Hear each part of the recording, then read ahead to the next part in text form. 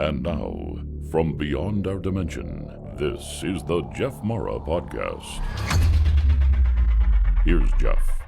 My guest is the author, Dr. Christopher Macklin, highly respected UFO and ET expert, member of the Galactic Federation, remote viewer, and expert on the deep state, the starseed ET races, and how they are connected to humanity. Christopher, thank you for joining me and welcome. Yeah, thanks, Jeff. It's wonderful to be back. Bless your heart. Thank you. You're doing great work. And it's funny because as I said that, I was thinking to myself, I should have said, and welcome back. So it's great to have you again. Oh, it's a pleasure. Thanks for having me. Bless you. You're doing great work. Thank you so much. Now, I would like to know, did you follow what went down in Mexico about a month ago? And what is your impression of that being that they showed to the world? Yeah, I mean, I always take my intuition. Of course, can I prove it? No, because I've not seen them. But I know that, I think it was Jamie, is it Musan or something like that? Jaime Musan? He bought them from Peru. Yeah. Right. And he bought them and presented the mummies. And, I felt like they were real. I mean, they were dating them 1,000-odd years old, from carbon dating. Which were found in Peru, I think it was 2017. Yeah, I think they're definitely real. And I think they were found in a mine. But I believe, or a cave. And, they've been there for a while. So, I mean, there's a lot of, people don't realize there's a ton of alien beings, different races, good, benevolent, malevolent, depending. And, there's a crazy battle going on right now. The good ones versus the not so good ones. It's not just down here, So, yeah, and I think these crashes. There's a lot of crashes that happen. If you look at Congress, that was in, I think, was it July 2023? Congress did a UFO, testimony to find out whether they were real or not. And the Major David Grush, he actually testified.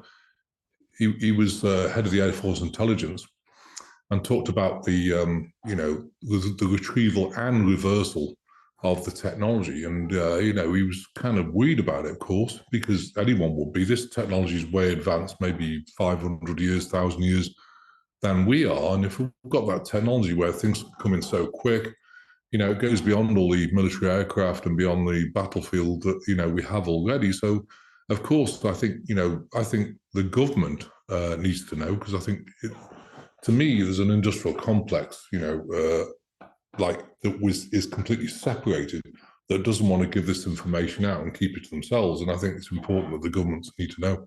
So, to me, exposures, I think the people need to know as well. So, exposure is very important. Did those ETs look familiar to you? And if so, what race do you think they are from? Yeah, they're the Zeta reticula, 3 fingers, and, they're very small.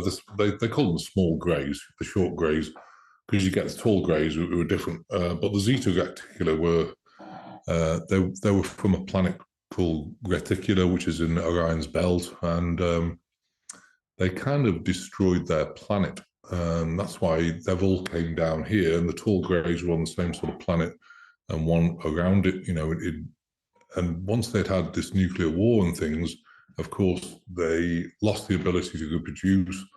They also lost their emotional ability because they, over a period of decades, they evolved into something that's more like a machine. They have no empathy. The greys are just like, there's no empathy there and emotion. So they wanted to recreate their race.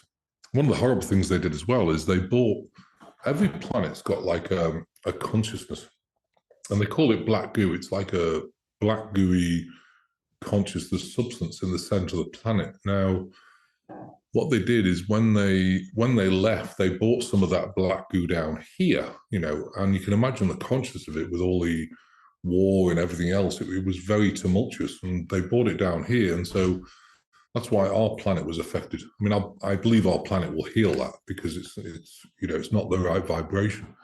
But they brought this stuff down, and they came down to try and abduct, human beings. They did a deal with the government. It started off with Hitler, and they did a deal with Hitler. Look, if you want technology, we need some of your people. So they signed an agreement. Of course, when that collapsed, it transferred it all to the US and the scientists in Project Paperclip, and then it was Eisenhower who signed the deal to continue it.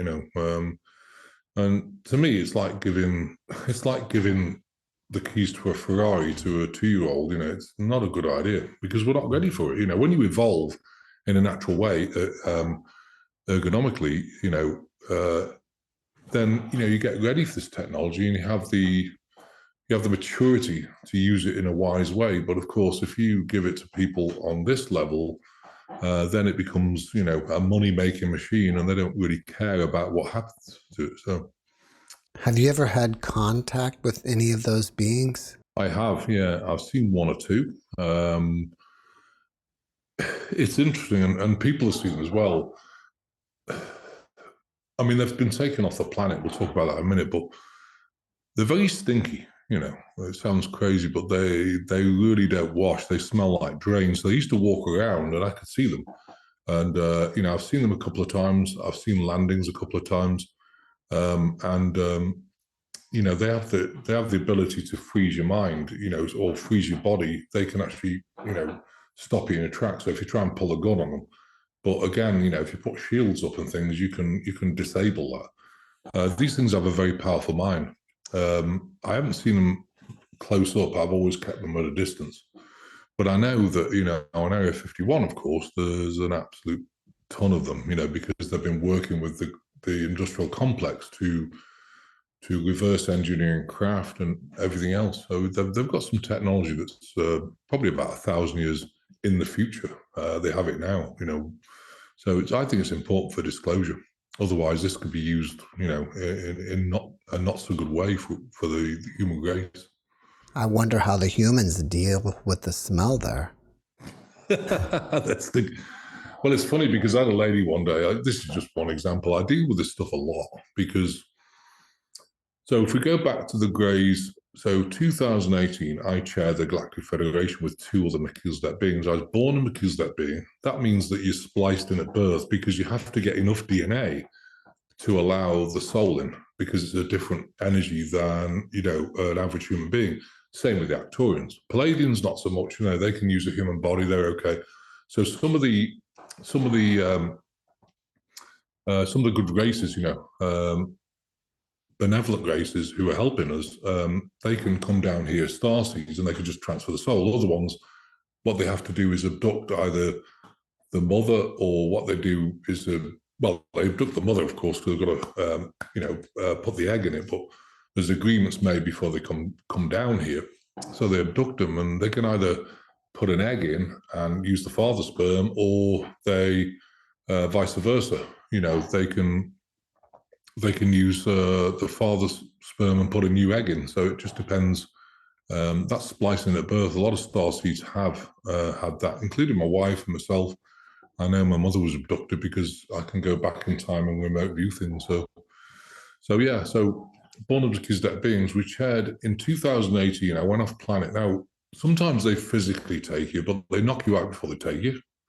And they physically take you. So you go up at a beam, off they go. Or sometimes they take your soul. Either way, if you're on an aircraft, if you're on one of these craft, they travel 275,000 miles an hour. So when you bid, it may be just 10 minutes, because there's no time where they're taking it. It's a different dimension. They can quantum jump.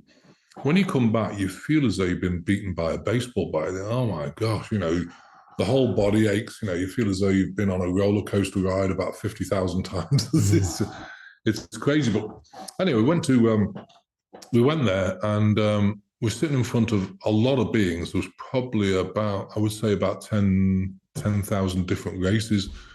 And we talked about the Greys getting them off the planet. Why is that? Because, what's the difference between violation and education? So education is when, people say, well, these reptilians, they attach you and they do things. But before you come down here, they show you what planet Earth is like. So they can produce a hologram of it. And, this is what you're going to feel. This is what it's like. And of course, you're in the God realm. Oh, don't worry about that. I can cope with that. Not a problem.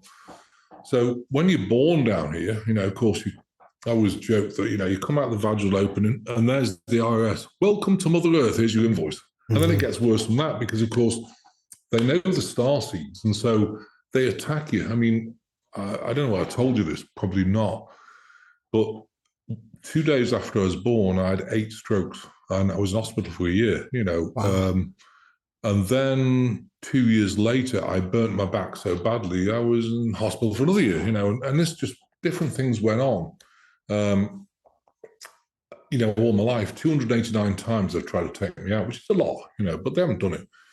But, one of the things I always think is it's very important to have absolute faith. You cannot do it full stop. If you really believe that, even at the last minute, the universe will create a new reality. And I feel as though they protected me.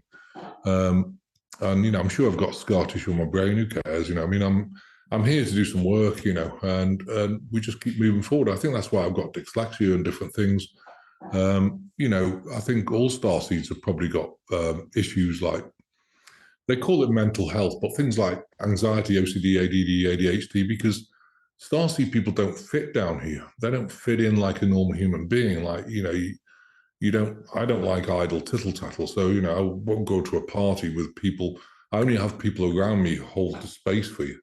Because if you go to a party where they don't, and someone asks you, it's always the thing, I had a Southern Baptist couple and they said, oh, come out for dinner. Oh, no. Anyway, sitting there, what do you do for a living? Well, I do healing. Wow, is it in the name of the Lord? Kind of. And you can see them, I just decided to tell them, this is how it works. And their eyes glazed over, the fluoride glazed, never saw them again. So we have people who just hold the space and you can have some fun. And especially nowadays, with the mental health of the planet, it's declined a lot. Are most starseeds making pre-birth contracts before coming in? Well, you can volunteer. To me, there's no contracts. The way I see it, it's like volunteering. God says, look, we need I don't know, 4 million volunteers. Who's going to volunteer? Well, yeah, I'll volunteer because you're up there. It's absolutely unconditional love. You have everything you want. You don't need money. You don't need anything. It's just blissy. You say, yeah, I like a challenge. Now, next time if they mention Mother Earth, if you want to come to planet Earth, pretend to go to the bathroom and just pretend you got diarrhea, lock the door until all the starseeds are, the volunteers are done. Oh, never mind, God, maybe next time. But, it's just a joke, by the way. But I think it takes a warrior to come down here. I mean, I help a lot of starseeds because they struggle, because they can't cope with the way the planet is. And they don't like the behavior on it, and nor do I. But I'm not in this planet. I'm of it. I sit on the periphery. And I recommend all starseeds, the only way to operate good is to take a step back, get people around you on you and hold the space for you. Don't criticize you. And, just do some great things you enjoy. Find out what your gifts are. If if it's gardening, if it's woodworking, painting, everyone's got a profound gift. And the things about gifts is you don't have to really try. It just comes naturally. It's like the healing I do. I do it every day, day in, day out, and it just comes naturally. And you don't have to even try, so. It's almost like a passion. Oh, yeah. A gift is a passion. I mean, it's something that's going to get you to wake up in the morning. It's interesting when you watch people who retire and they've never really found their gift. And yeah, I go to work and suddenly you retire. Oh, yeah, I'm going to be free. And then they go into decline because they've not really found a passion. It's just like they're existing. But there's no fire in the belly to do something. And I think I really encourage all my people that I work with, you got to find that fire. You got to find that passion so you can leap out of bed in the morning and get excited for what you're doing. I think that's critical, to be honest, Jeff. Do you think the Greys are welcome on this planet? Well, I think the problem is most of the human race, I mean, some people know about them, but a lot of the human race don't. And I think, going back to that Galactic Federation violation versus education, we talked about the reptilians and, you see what they're doing, so if before you come here, you know what they're going to be up to. They're going to try and attach you. They're going to try and manipulate your mind. They can send you negative thoughts. And if they attach to you, of course, they can affect the body because they're low vibrational beings and they're a spirit. Now, so to me, that's an education. You come down here and you know all the, you know the game plan.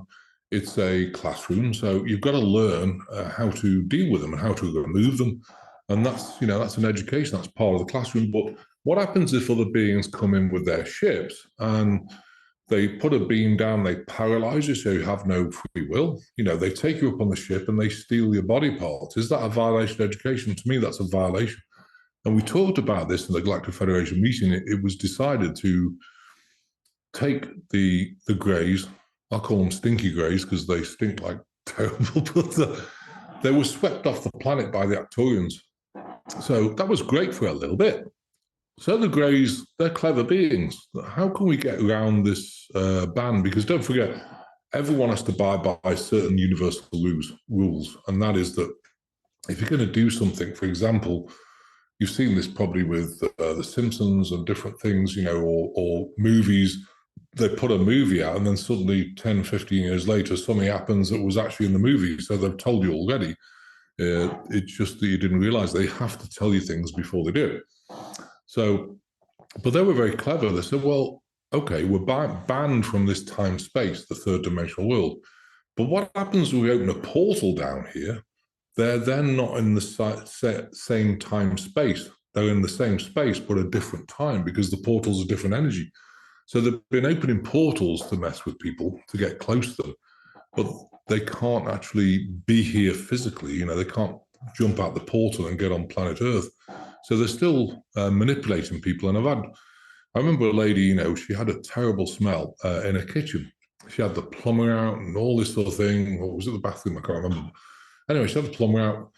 Another plumber, couldn't get rid of the smell. She said it smelled like gone off drain. Oh, hang on a minute, let's have a look. And I remote viewed it and I said, there's a portal right in the center of your kitchen. And so it was funny. So I shut it down and we put a crystal grid. We've got crystal grids that we do, which is a one-dimensional Merkaba field, and they're all connected together, which means it's high vibration, which means the portals can't open in a high vibrational field. So that protects the house in the future. As soon as I shut it down, she goes, oh my God, the smell's gone. I said, yeah. I said, look, next time a grey wants to come in your house, tell it to have a good old shower before it comes in because they're stinky. But seriously, I've had so many events like that, lately. After 2018, it's been different. Before they would come with their ships. They don't come with their ships anymore. Now they come through portals. So they're very crafty beings. How did they destroy their own planet? They're having a war. They live in Orion's belt, the Reticular, and they're having a war. What planet isn't having a war? There's quite a number of planets. And what happened is that they let off. There was a nuclear event, and it just destroyed the planet. Now, but as their evolution, as they evolved, they started to use AI and nanotechnology and things like this to a point where their bodies, A, they couldn't reproduce, and B, they lost all sense of empathy and love. They were just like robotic, probably kind of transhumanism. Because, if you ingest like nanotechnology and it grows in your body, then you can start to become transhuman, and you're then not going to have empathy because the soul kind of lifts out of the body, and you can get things like archons coming in, taking your body over. That's why when people ingest nanotech, they're not themselves anymore, and the stuff grows through your body, of course, which is pretty horrific. All right. So you are part Melchizedek. What percentage of your DNA do you believe is Melchizedek? 84. It's 84. Wow. Yeah. I had my heart scanned once. I'm gonna say you look pretty human to me. Yeah, but it's mainly the light body part you have to get. My heart is very big. I had it scanned one day. I said, "Oh my God, you've got end-stage heart failure." Nah. And there's other things as well. I've got a matrix on my head, which is a map. I've got a load of cysts on my head. It's almost like an energetic, what would you call it, fuse. And these things pop up, and sometimes I have to get them cut off, but I've got it's not just two. I've got probably, I don't know, hundreds of, it's from a past life thing, hundreds of cysts on my head. And, when the doctor took the last one off, he peeled the skin back. Oh my God, these things are connected. That's freaky. I said, yeah, it's a long story. Don't worry about it. Just take the thing off. And I told him, do not send my material to the lab. I don't want it to the lab. I want it in the bin, gone, and we're good to go. And so he agreed. So I've got one surgeon in the US who just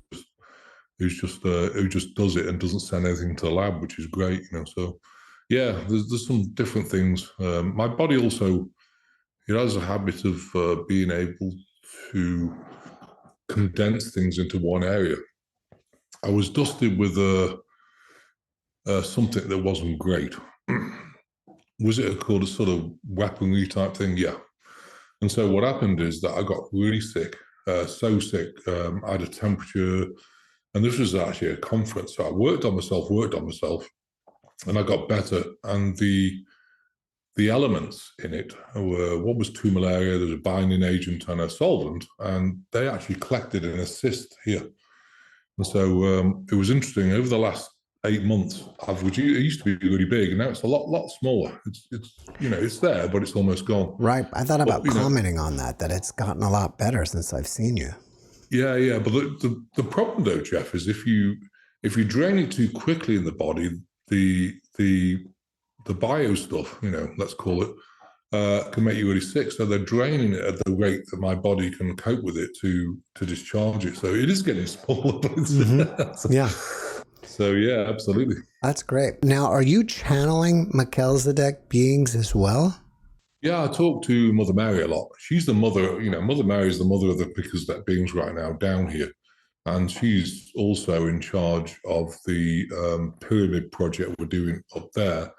Although, there's a guy in charge actually building them, which is in the 12th dimension. But it's really interesting because, I channel her all the time. She gives us advice. Even sometimes, it's funny because everyone thinks Mother Mary is so loving and kind. And when I channel her, she said, well, you need to get your hair cut, and you need to do your nails. You need to do this. And you need to take more greenery and and she's like a mother. I said, oh, for heaven's sake, I'm doing my best now. She starts laughing. Yeah, I know. It's just, I'm a mother figure to you. She's trying to, just keep enough nutrients and things, because this planet is, how much nutrients in the food? Probably about 10-15% of what they used to be 30 years ago. And so it's so important. We buy Amish meat. I don't buy meat from stores. I won't eat it. We buy Amish meat, and vegetables. We get local vegetables. I don't try and eat anything from a store because it's got no nutritional value. What are some of the dangers of channeling? That's a really good question, actually, Jeff. It's interesting. Okay, so if you look at all channelers, and let's take an expo. I went to an expo. I won't tell you which one because it's unfair, but went to an expo, and the energies were really kind of yin and yang. Whoa! And I actually, believe it or not, I just wanted to go home. I said, I don't want to stay. And when I said, look, we've paid all this money to come here, so I got myself balanced, and I thought, okay, 5 feet around me, I'm just going to concentrate on that. Anyway, I'm glad I stayed. So I asked them, what percentage of people are truly gifted in this place? And the answer I got was 4%. Wow, that's not good. Now, what do I mean by that? And I'm not criticizing people for this, but what happens with channelers is this: if you don't do your work and clear your channel and get your vibration to a really high state where nothing can manipulate you, what happens is that you can get a big old reptilian Anunnaki and say, oh yeah, he's my channeler, thinking it's somebody angelic when it's not. Now, these things manipulate, but they do tell you some truths. So when you channel, like I said before, I said, well, Jeff, you're supposed to be doing a podcast and your podcast can get big and So they'll tell you 3 really good things about yourself. And, maybe you were there and they didn't know you did podcasts. Then suddenly they'll give you one huge lie, like, well, yeah, Jeff, you've got to go to France. Like I said before, you've got to go and buy that house with a pink roof, red doors and green garage door.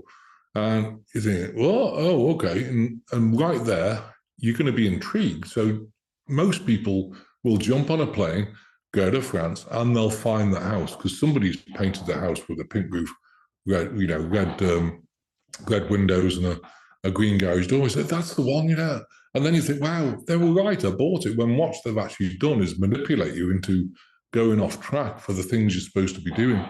So it's really important because to me, the future's not written. The future is in your hands. And if you're on a divine timeline, and I always encourage people, get on the divine timeline, which means the gift you've got, the passion you have within you is your gift. And whatever that is, the divine timeline goes, how am I going to make money? Forget about the money. If you get on the divine path, you'll always have enough. And I think that's really important. 20 years ago, I had a reading with this lady, and it was really interesting. And she was actually a clear channel. She sat there, and I walked in. She's about 80 years old. Right, let's start the reading. So, thank you. She's writing this. Oh, thank you. Thank you. And I was sitting there, this sounds interesting. I said, well, and I was married at the time in England. She said, well, you're going to get divorced and have a new wife. I said, okay. Right. And then she said, you're going to move to America. Oh, okay. And she said, you're going to work for God and live off donations. What? And this was when I had a corporate job. I was earning tons of money and everything else. Well, and I didn't dismiss it. I just thought, wow, that's a big change, Oh, look, it arrived. I moved to America, became American citizen. I got remarried, and I live off donations. 100% right. And it's just that you never know the time of it. That was probably in about 2000, I would say, and 7. So it was quite a long time before, and she was absolutely spot on right. So you never know. But people often ask me, well, I thought, well, how are you going to make money out of healing? I mean, come on, and do you know what? If you really focus on and you be the best you can be with your gift, don't follow other people's stuff. People said, oh, well, I do this modality, I do that modality.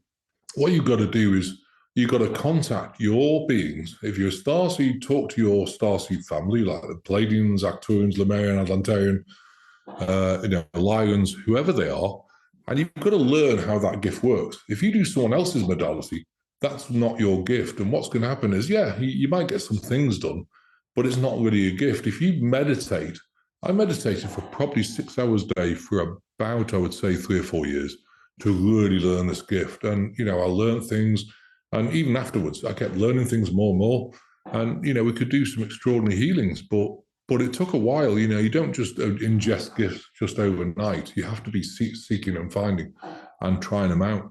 And and once you've done that, the passion with what you do gives you a reason to wake up in the morning and leap out of bed and get excited. It's interesting that you mentioned passion because I had Daryl Anka on the other day, and we talked about that's the most important thing that you can have is passion. Yeah, Daryl's a great channeler. Mm-hmm. I mean, I know he channels Bashar. It was actually a human grey hybrid from. I think they're called Senasi from Esenasi, which is again another planet, in the Orion's belt, and the Greys produce those beings obviously because they want to keep their, the Zeta Greys want to keep their race going. So that's why there's human DNA in there to give them back, passion, love, and everything else, and obviously be able to, reproduce. So that's interesting. Yeah, he's a good channel. Bless his heart. Yeah, he's great. So, are there ways that you can test the channeler, or the channeler can test the being? Yeah, I mean, it's really the channeler. I mean, you can ask yourself if you've got good intuition, is this channeler absolutely pure, yes or no? And if you go no, don't go anywhere near, because they've got to be pure. Sometimes ask, okay, what percentage is this channeler pure? And you get like 75%, which means 3 truths, 1 lie. That's reptilian channeling. Now for the channeler, what you've got to do is ask whoever you're channeling, are you of God? If you don't get an answer, then they're not of God. And it's like I was saying before, I went to Tennessee and I did some healings, and people were blown away by it, and went out for dinners and things, then came back, because Tennessee is not actually that far from it. I think it's about 7 hours. So anyway, one of the people phoned me up and said, well, we've just had this lady here who's a channeler, and she thinks you're really dark and da-da-da. And she said, and I told them, always ask your channel, are you of God? And so she said, well, why don't you ask your channel, who are they, and are they of God? She didn't get an answer. That right there tells you everything you need to know, because reptilian's not going to say, no, I'm not of God. It's just going to say nothing, which means that you channel reptilian, because any light being like Palladian, Arcturian, Lemurian, Atlantean, whoever it is, or even Archangel Michael, who's a ancient Palladian, they would say, yes, I am of God. And so that's a really good method of checking, is your channel pure?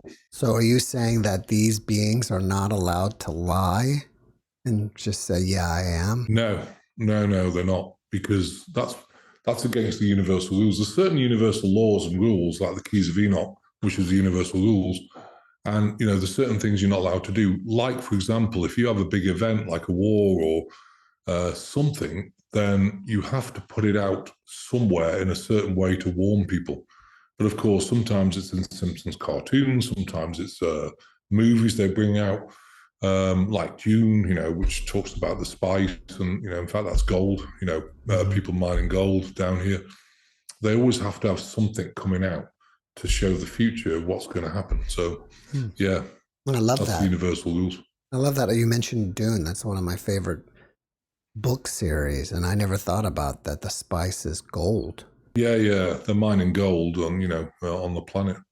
It's a replication of what they've been doing. So it's really interesting. I wonder if who's the author of that? I forgot. Frank Herbert. Was that in his mind when he wrote that series? Oh yeah, I think so. I mean, to be honest, Jeff, if you look at the creation of things, beings that are in films and movies, or Harry Potter type stuff, like the Archons. What do they call those clouds? In Harry Potter, I can't remember, but they're Archons because they have no body, and so they float through dimensions. I forgot what they called them in Harry Potter. Do you know the ones I mean? No, not really. I mean, I've probably seen most of them, if not all of them, but I just don't remember that for some reason. Yeah, it was like a cloud that came down. It could suck, your soul out and things. And some of the things that she created were actually correct. And that goes with many people. Like unicorns, they exist. Fairies, they exist. There's different things on the planet that are a different time space, but sometimes they show themselves. We've got portals on this. We're building a new house. We've got portals there, and we've seen some incredible things. I think I need to put a camera up there, try and video some of them, because there's so much going on. When I have channelers on, I'll look at the comments, and sometimes there's just people that automatically put, you're channeling a demon, because they just don't believe in channeling at all. Well, yeah, I mean, you can channel angelic beings. I mean, some people don't believe it, but I think, again, if you go to a channeler, you have to feel what resonates. And some people, they're just channeling manipulators, which is the reptilians, but you'll get a few truths. But don't get carried away. You've got to monitor it all the time. And like I say, for the channelers, ask, is my channel, are you of God? Yes or no? And if you get a no answer at all, it means they're not of God. And I think that's a really, really important point. But people are funny about channelers. I mean, I could channel. I don't do it because my purpose down here is to do healing and move people forward to a 5D state. And I'm not really. I think future channeling is very difficult. You can talk to if your mum's died, you can talk to them. Yeah, how are you doing? Da da da. But you can feel them anyway. A lot of people now, if their parents pass or somebody passed in their family, the people have actually opted to come back and stay around them to support them, because you can feel their energy. My father-in-law passed a couple of years ago, God bless him. He's actually I think, the closest person, way closer than my father, because my father used to be a crabby old shit. Now he's he's 89 and he's mellowed, and we get on a lot better. But, you know, there was a time when he used to berate me all the time because, and I've told him lately, I said, Dad, I'm just very different than you. But you don't have to berate someone who's different, you know, because my understanding of the world is very different than yours. Who's correct? Oh, the answer, we're both correct. That's your narrative from what you listen to from, for example, the BBC. My narrative is different, but there's no right or wrong here. You know, that's your narrative from what you understand, and that's okay. You believe the stuff. You know, I believe something different. So, you know, I think that was important. If we get back to the Greys and how they're getting kicked off planet, and I think that's because of abducting people, I think you're able to help people who's been abducted heal. How do you do that? Yeah, I mean, well, for example, I mean, abductions, if people have been abducted, they're probably going to get abducted again because they put implants to monitor, you know, sexual activity, you know, what the womb's doing. They put implants for your heart rate. They normally have 3 implants, heart, you know, around the womb or, you know, and in the brain activity so they can monitor you and make sure, you know, you're healthy and everything else. So we fry those implants. Now, of course, if you've been abducted, and a lot of people who've come to me with abductions, I've felt like, for the ladies, they felt it's like someone, of course they didn't. But they can do one or two things. They can steal your egg out of your womb, out of your ovary, sorry. Or what they can do is implant the egg with the sperm into the womb and they leave it there for something like 6 weeks. So, you know, I've had ladies say, well, you know, I felt as I was and then I felt pregnant, you know, all the signs of pregnancy. And then suddenly one day it was gone because they get abducted again. And of course, they take the egg out and the sperm and, you know, they put it in a petri dish or whatever they do and they help it grow by itself. But they get the birthing process with the mother first. And it's, to me, it's a complete violation. You know, they've got no right because they are and they're violating a human being, whether it's a man or a woman. That's why they took them off the planet. But what you've got to do is you've got to release that emotion for that, because I don't know about you, but to me, the biggest events that happen in your life are the best for growth because you take your power back. Like, for example, you know, if you release the emotion, that, you know, you can take your power back. You're not doing that again. And if you create that in your mind that you're not doing that again, the universal rules is they can't do it. It's just that you've never been taught to take that power back. And secondly, I think once you take your power back, you know, you really become a warrior, you know, but you've got to release that emotion, you know, and once you've taken your power back, of course, you're not the same person. You know, when I went bankrupt in 2007, being honest, I was a mess, you know. I mean, I lost all money, you know, marriage collapsed, sit in the middle of Manchester, you know, with 2 bags with a couple of pairs of pantaloons and some shirts in. I said, what the heck's this about, God? You know, I've done all this work for 21 years and this is it. Oh, you know, yeah, you'll see.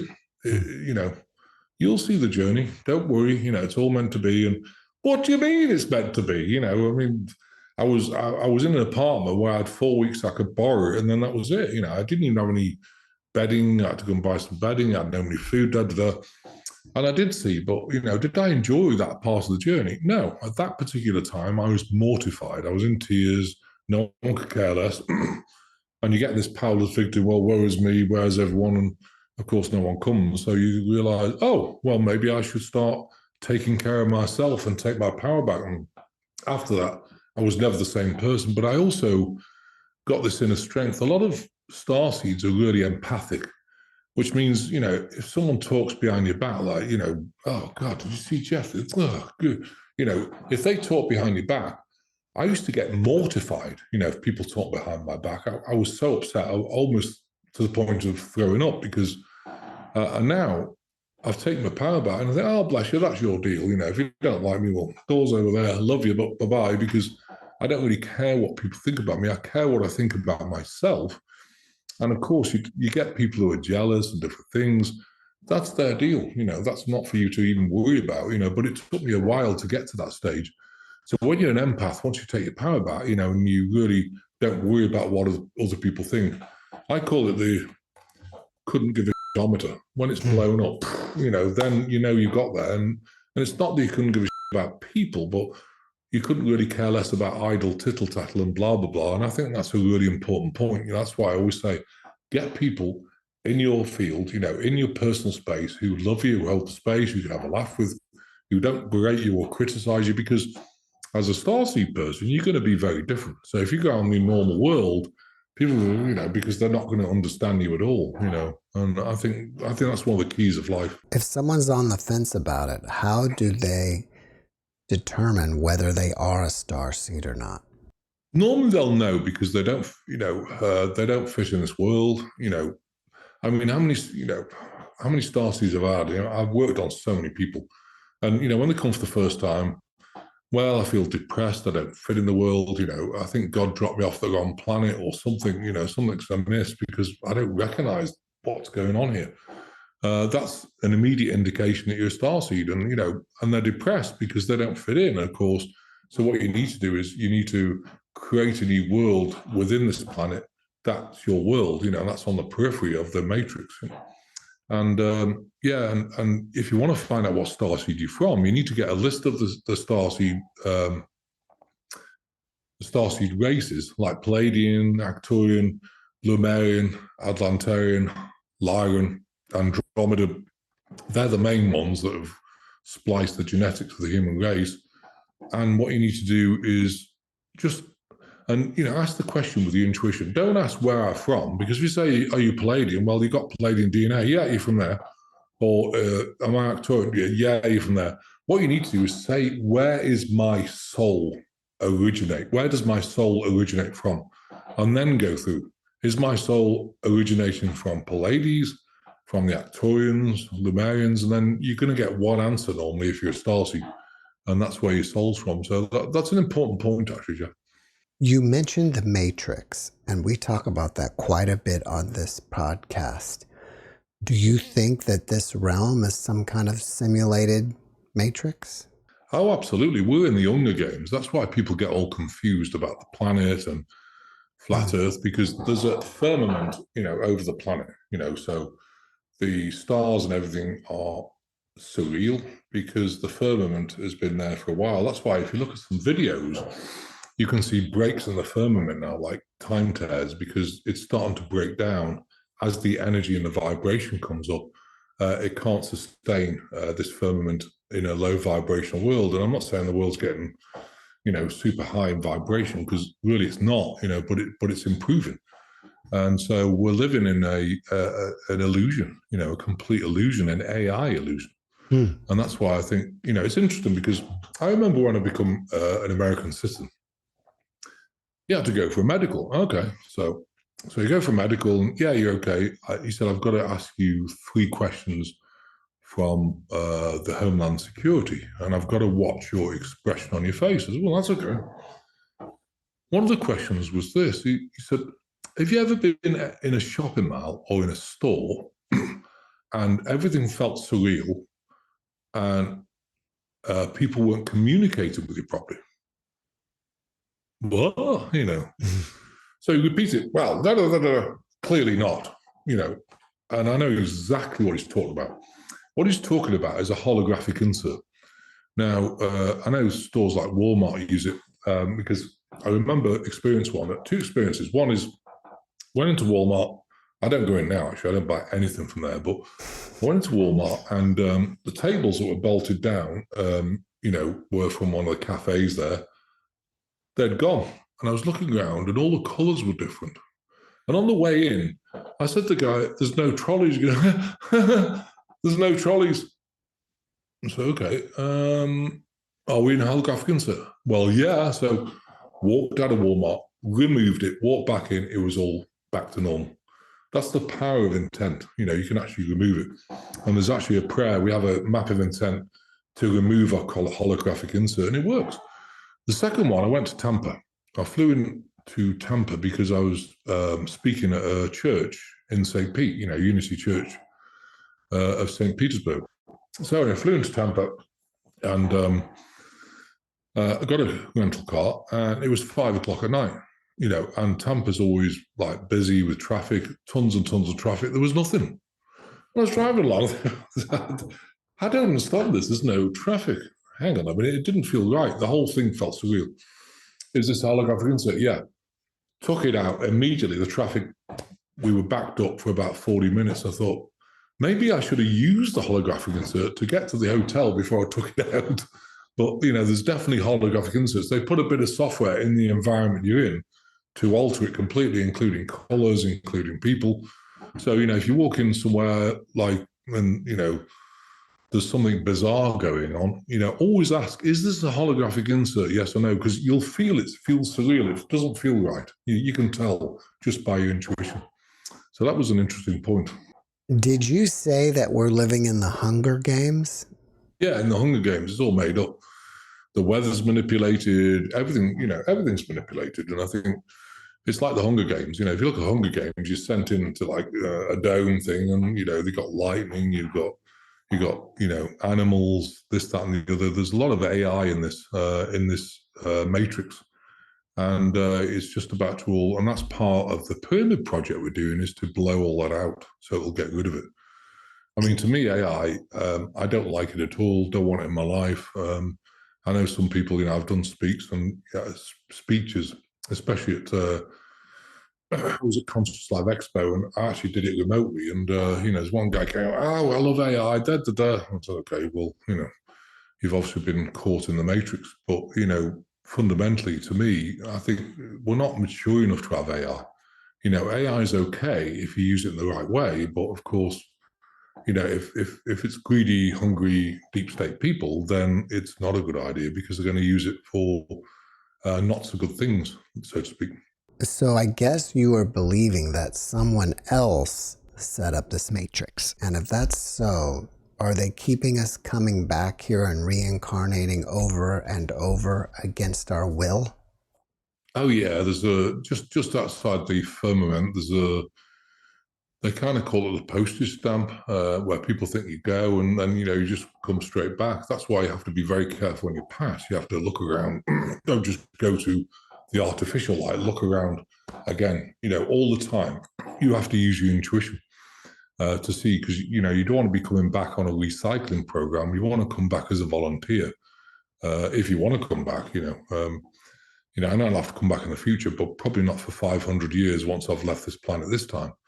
But and that's to move the pyramids, because the ley lines change.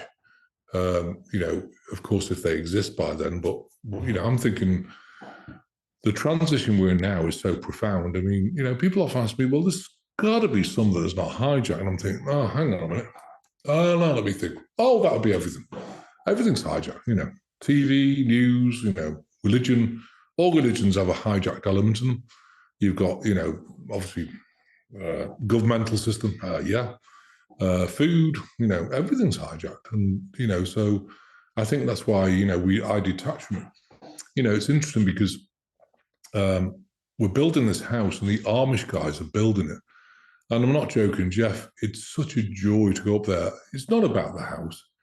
To me, it's about the journey of watching them build it and the joy they have in their beautiful craftsmanship, and they're always smiling, and having a laugh, and they have no stress in their lives. And, for us, who have been in the, I mean, I've been in the matrix like everybody, a lot of people, you've been in the matrix. And I remember being at the top of Philips, used to look around, or, Philips Consumer Electronics, and I was with Marconi in different places. And I just look around and say, God, there's got to be something better than this. Is this it? It wasn't me, I was doing software systems. I was really good at it, doing flight control systems, but I didn't enjoy it at all, and now I absolutely love what I do, and it gives me a purpose to get up. But then, I was just, I've got to earn a paycheck, I've got to go out. And yeah, I earned a fortune of money, but didn't enjoy my life at all. And now I absolutely love it, as you can probably tell.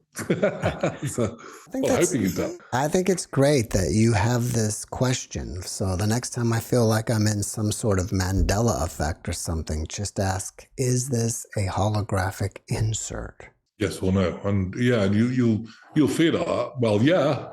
And we've got the prayer on the website. Have a look at the prayer. It's a prayer, or I don't like the word prayer, map of intent to remove a holographic insert. It's on the website. So yeah, if people want to see it, then you can print it off and take it with you. We actually also have a prayer book if anyone's interested. All the prayers are here, so it's like $12. It's not a lot of money, and they're all written in here.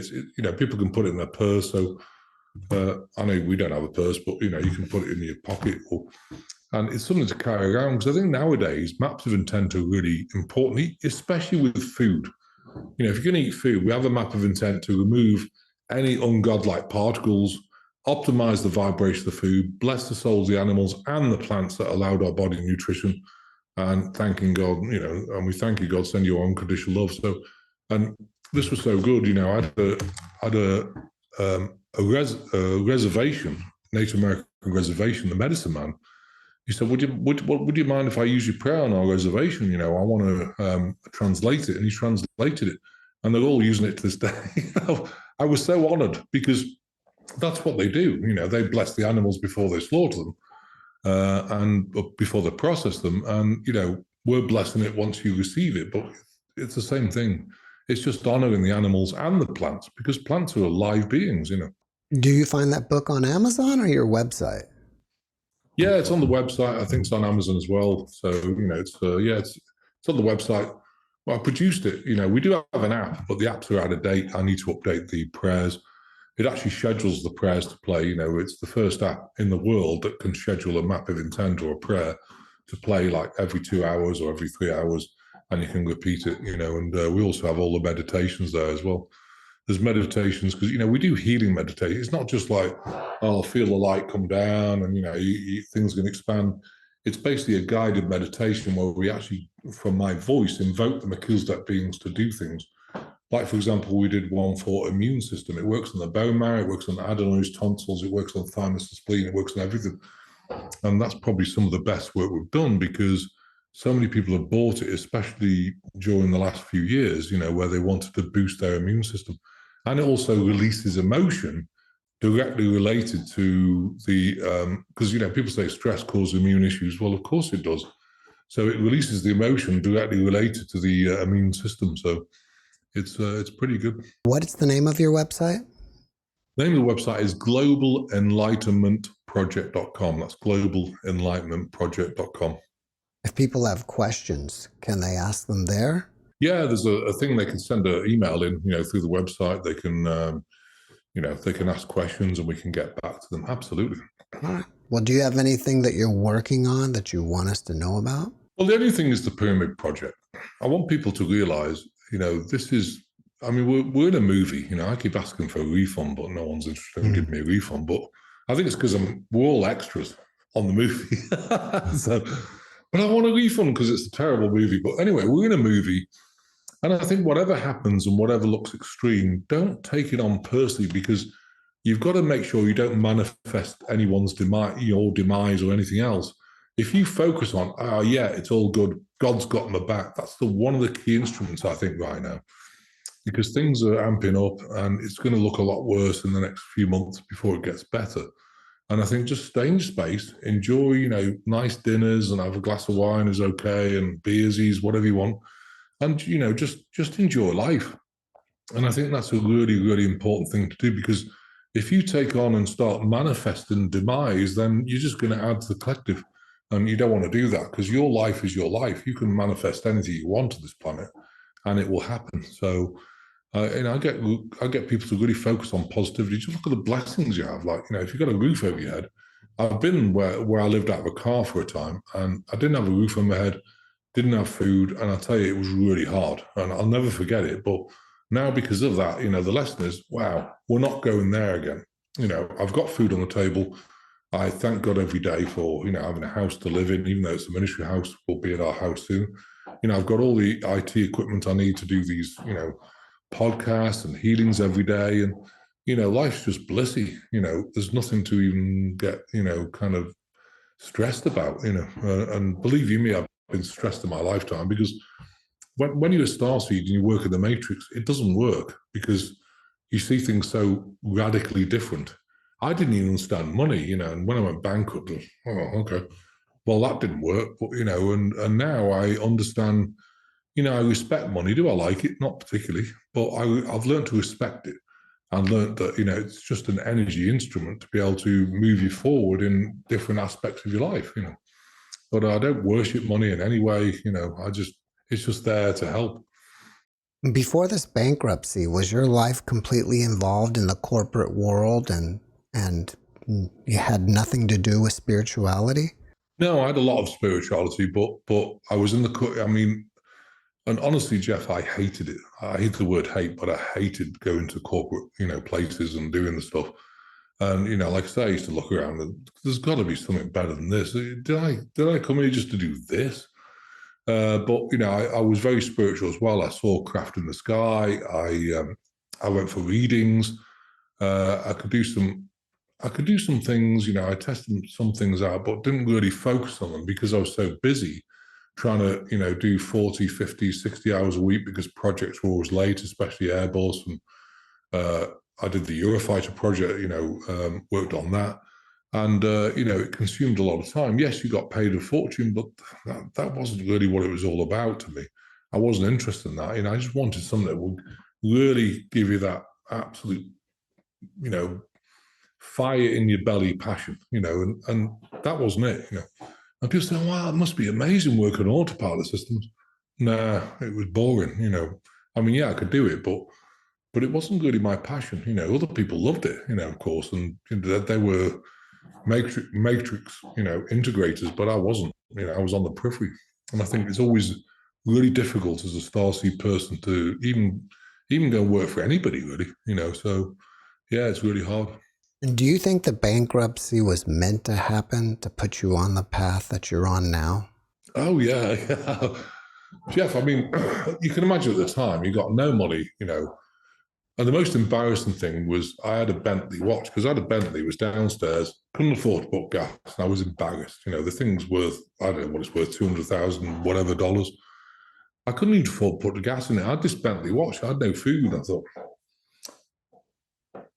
watch or food? Oh no, let me think. Oh, food is more important. So anyway, I went to this. I went in the middle of Manchester, and this gentleman, he had a shop, and he did watches, and so I took it off. He goes, "Is this authentic?" I said, "Yeah, here's the receipt." "Oh, no, no." He said, "I need my friend to check it out." I said, "That's okay." So he said, "Come back in an hour."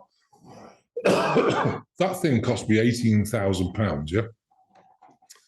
So thinking I'd get probably maybe half of that. So I walked back in, and he said, "Yeah, it's authentic." So he said, "I'll offer you £1,500 for it." I said, "Can you not do any better?" "Nope. Take it or leave it." So I said, "Hang on a sec, food or watch?" "Yeah, you can have it." And so that gave me food for the next couple of months. And, and from there, I just let go of everything. I don't even care about. One thing I learned is that this life is not about stuff, Stuff doesn't matter, like cars and watches. I don't even wear a watch anymore because I don't like watching myself. This life's all about, to me, experiences, people, and really working on your passion, which I found, but I didn't find it before. And so I'm so grateful for that bankruptcy. Was I grateful at the time? No, because I didn't understand, exactly what it was doing. It transformed my life. And I think a lot of people go through this. They go through hardship, but sometimes you need to go through it to really understand, what went wrong, what's going to change. And then after that, I mean, when I went bankrupt, I had this like massive lift because I had several $1,000,000 of debt because of the apartment block in Manchester and everything else. And when that was rid of, I thought, wow, I've got no money, but I've got no debt either. It was such a great feeling. And after that, I never really took debt on. I respected money. I learned to respect it. And, yes, we have a ministry credit card. We have a credit card personally. If I buy anything, I pay it straight off. I never have debt, because I don't believe in it anymore. So it taught me a lot. Well, Chris, before we finish up, can you give us one more positive message?